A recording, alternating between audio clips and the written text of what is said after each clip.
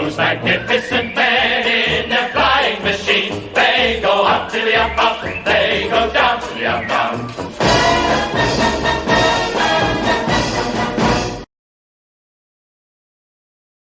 Oh yeah, okay. As you can see, I've started on the centre sections of the wing, top and bottom, as you go. I don't know what you must say about it, it's just follow the plan. And obviously because I'm making it out of scrap bolster and that, there's different things you've just got to adapt to it, which I've managed to do there. So that's for the bottom wing, and this is for the top wing.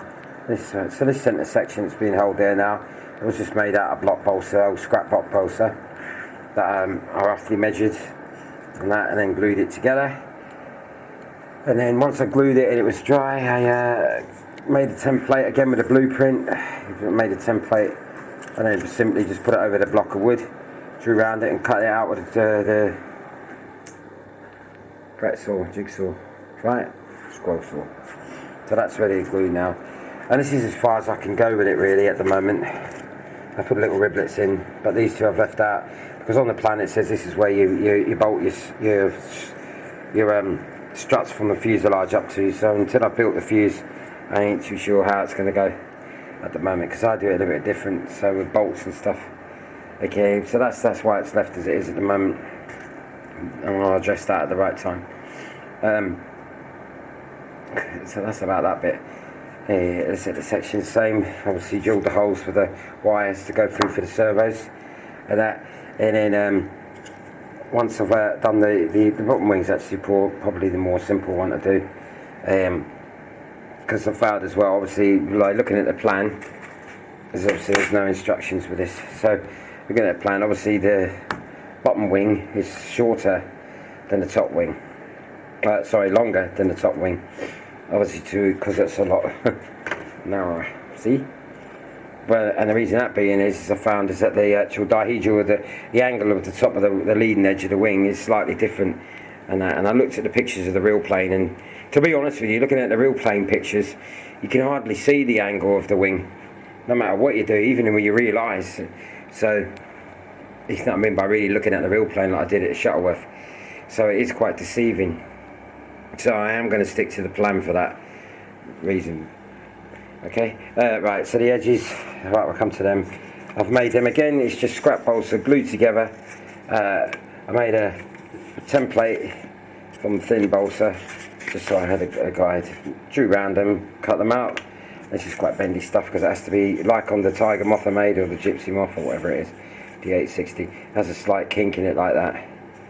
Okay, across the wingtip. So that's handy to do. 4 of them are ready to go. Okay.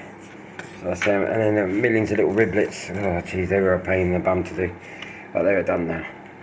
Right, so they're all ready to go. So that's about it for now. Oh yeah, and again, like I did before, made the actual dihedral templates for the top and bottom wing, which are slightly different from each other.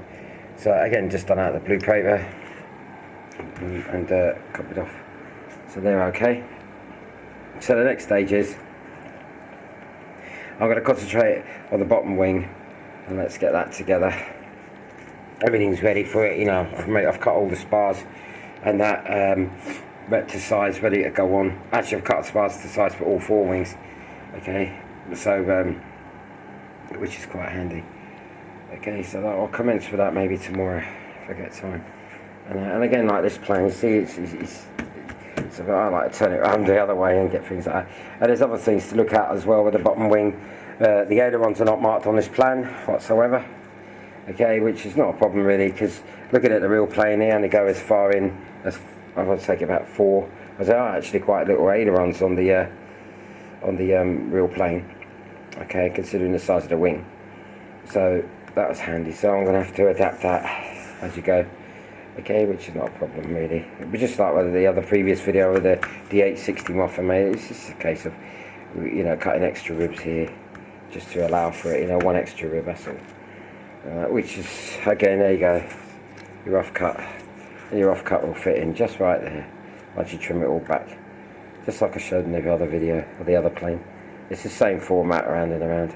But obviously these are handmade instead of having it in kit form. Hence why you keep it all. Okay, so that's about it, ladies and gentlemen. Okay, shall carry on. Okay, right, that's it. Okay, right, lovely. Okay then. Alright then guys, cheerio. Those magnificent men, those magnificent men, those magnificent men.